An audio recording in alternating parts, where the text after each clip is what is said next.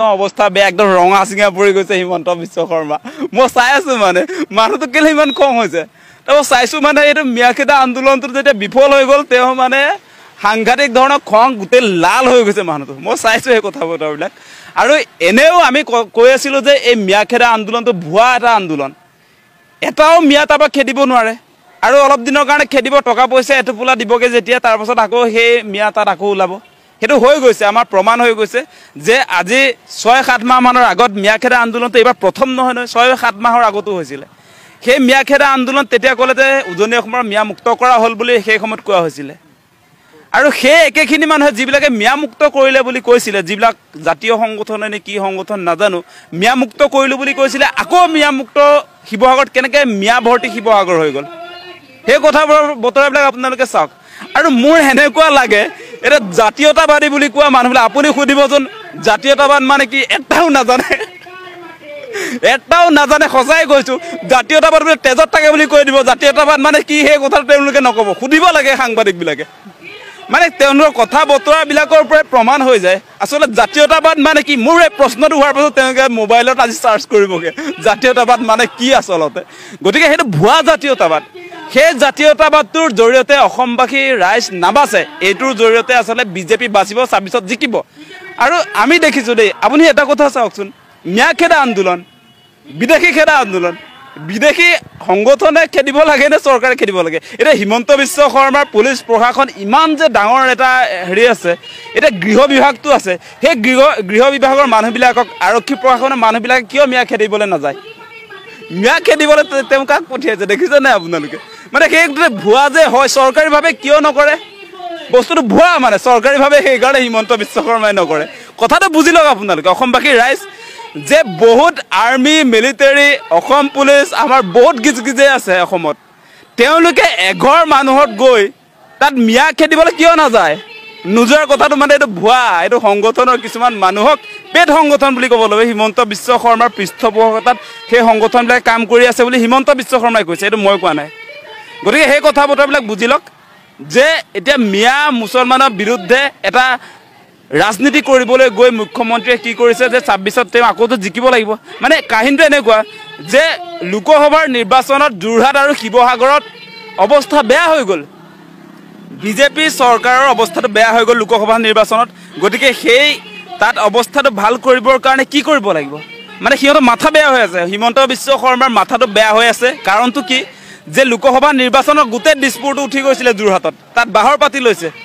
মানে এই লোকসভাৰ যিটো ইলেকশ্যন আছিলে তাৰ পাছতো তেওঁলোকে পৰাজয় বৰণ কৰিলে তাৰ পাছত ভাবিলে যে এতিয়া কি কৰিব পৰা যায় মানে অসমত এটাই কাম কৰিব পাৰি মানুহক দুভাগ কৰিবৰ কাৰণে হিন্দু মুছলমান এতিয়া ভুৱা নাটক এটা কৰিব লাগে মিয়াখেদা আন্দোলন সেই তেওঁৰ মগজত খেলালে মানে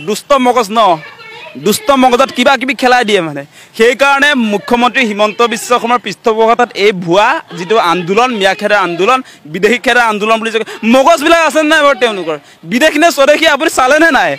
নুচুৱাকৈ সংখ্যালঘু দেখিলেই বিদেশী হৈ নাযায় আপোনালোকে খেদা এজনো সেইকাৰণে বাংলাদেশ নাপায়গৈ মানে হিমন্ত বিশ্ব শৰ্মা আৰু তেওঁৰ কোম্পানী যিবিলাক সংগঠন তেওঁলোকে খেদা এজন মানুহকো যে বাংলাদেশ পাব নোৱাৰে সেইকাৰণে মানে আপোনালোকৰ মগজটো নাই মই কৈ দিছোঁ আজি অপেনলি সেই ভুৱা নাটকবিলাক নকৰিব বিদেশী খেদাৰ নামত আপোনালোকে যে নাটক কৰি আছে প্ৰমাণ ক'ত হ'ল যে এইকেইদিন আপোনালোকে নিশ্চয় দেখা পালে গোটেই বিদেশী ন্যায়াধিকৰণত যিবিলাকৰ গোচৰ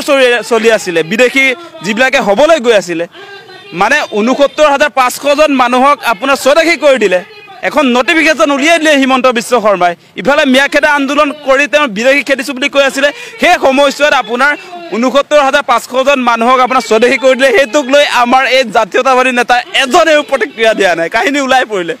এইটো সঁচা বিদেশী খেদা মানুহ নে মিছা বিদেশী খেদা মানুহ এইবিলাক ওলাই পৰিলে তেওঁলোকে এজনেও আজিৰ দিনটোলৈকে প্ৰতিক্ৰিয়া আমি দিয়া দেখা নাই সংবাদ মাধ্যমত কোনেও মাতবোল নকৰে মানে এদিনতে আপোনাৰ ৬৯,৫০০ জন যিবিলাকৰ গোচৰ চলি আছিলে বিদেশী ন্যায়াধিকৰণত সেইটো এদিনতে নটিফিকেশ্যন উলিয়াই কাৰ অধীনত নাগৰিকত্ব সংশোধনী আইনৰ অধীনত স্বদেশী কৰি দিলে সেইটোক লৈ কোনেও মাতবোল নকৰে চেলতে মাৰি থৈছে এতিয়া তেওঁলোকৰ এই জাতীয়তাবাদক সেইকাৰণে কৈছোঁ এইটো কেঁচুৱা জাতীয়তাবাদ সেই জাতীয়তাবাদ কেঁচুৱা জাতীয়তাবাদ আপোনালোকক কৈছোঁ তেওঁলোকে মূল জেগাত ঢুকি নাপায়গৈ মূল জেগাত ঢুকি নাপায় সেইকাৰণে আপোনালোকে নিশ্চয় দেখা পাইছে তেওঁলোকে যে মিয়া এই সৰু লেবাৰবিলাক আজি শাক পাচলি যিবিলাকে দোকান দিয়ে যিবিলাকে মাছ উৎপাদন কৰে যিবিলাকে ভাড়া ঘৰত থাকি পকা মিস্ত্ৰী কৰে যোগালী কৰে সেইবিলাকৰ ওপৰত দাদাগিৰি সিহঁতৰ আজি যে আপোনাৰ অসমৰ হাইৱেৰ মাটিবিলাক যে গোটেই এফালৰ পৰা গোটেই বহিৰাগতই লৈ ল'লে সেইবিলাক তেওঁলোকে নেদেখে কেতিয়াও নেদেখে আজি আদানী আম্বানীক কেনেকৈ মাটি তুলি দিছে এটা প্ৰতিক্ৰিয়া দিয়ে নাহে তেওঁলোকে নিদিয়ে আজি ৰামদেৱক যে আপোনাৰ পাম খেতি কৰিবৰ কাৰণে যিটো মাটি তুলি দিছে গোলাঘাটত আজি যাদৱ পায়েং তেখেতে সন্মুখত আহিবলগীয়া হৈছে সন্মুখত কোন আছিলে সন্মুখত থকাবিলাকে দেখোন এই কথা বুটুৱা নকয় আজি গতিকে ক'ত ধৰিবলৈ ক'ত ধৰি আছে কেঁচুৱা জাতীয়তাবাদ মানে সেইসকল লোকক কৈছোঁ যিবিলাকে এই সৰু সৰু মানুহৰ ওপৰত দাদাগিৰিটো চলাইছে এতিয়া ডাঙৰ যিবিলাক পুঁজিপতি কৰ্পৰেট হাউচৰ বিৰুদ্ধে এটা শব্দই ক'ব নোৱাৰে তেওঁলোকে আজি তিনিচুকীয়া জিলাত কাৰ দখলত আছে তিনিচুকীয়া জিলাখনৰ এই টাউনখনত তিনিচুকীয়া জিলাৰ টাউনখন কাৰ হাতত আছে এতিয়া কাৰ হাতত আছে মিয়াৰ হাতত আছে নে কাৰ হাতত আছে আপোনালোকে নিজে নিজক সোধক আজি অসমৰ গোটেইকেইটা টাউন কাৰ হাতত আছে কাৰ পৰা আমাৰ লোকচান হৈছে সেই কথাটো চাওক মিয়াৰ পৰা লোকচান হৈছে বুলি যে কৈ আছোঁ আমি কেৱল মিয়াৰ পৰা হৈছেনে মিয়াক গালি পাৰি আছোঁ সেই ইফালে যে শক্তিশালী হৈ গৈ আছে তেওঁলোকে প্ৰতিদিনে যে মাটি গোটাই আছে আপোনালোকে কেনেকৈ লোকচান কৰি আছে অসমৰ গম পাইছে নাই এতিয়া আদানী আম্বানীক মাটি 1000 বিঘা পৰ্যন্ত যে তুলি দিয়া হৈছে প্ৰায় 50,000 বিঘা সেইটোত যে এজনে যে ক'ব নোৱাৰে সেইটোতে প্ৰমাণ হৈ গ'ল যে এইবিলাক ভুৱা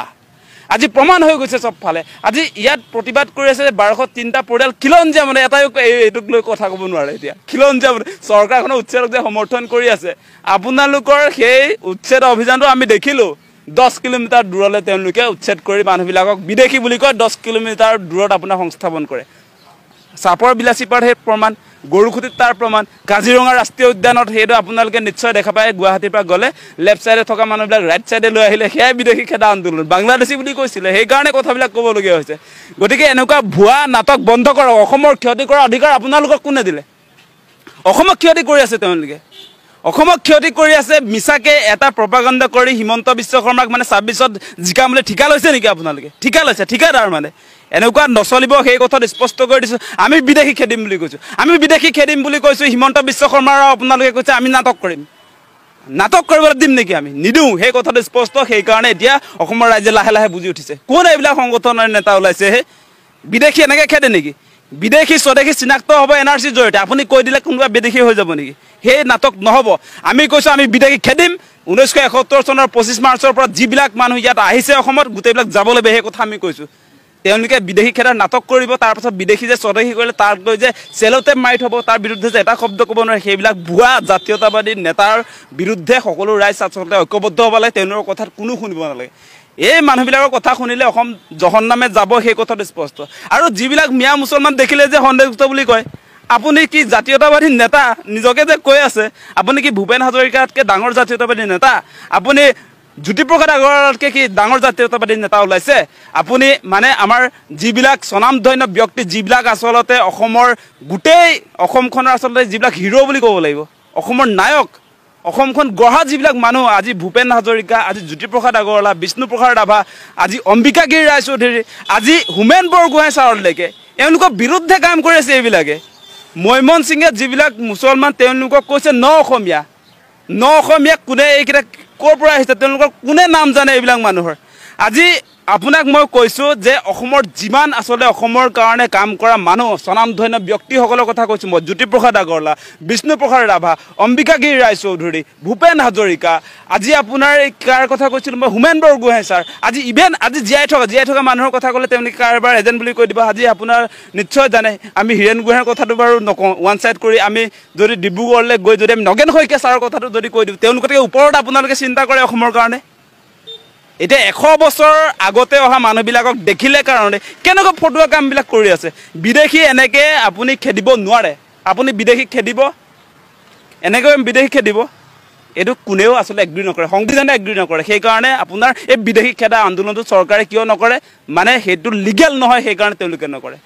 ইলিগেল এটা বিদেশী খেদা আন্দোলন চলিছে সেই আন্দোলনৰ পৰা সকলো ৰাইজক সাৱধান হ'বৰ কাৰণে আমি অনুৰোধ জনাইছোঁ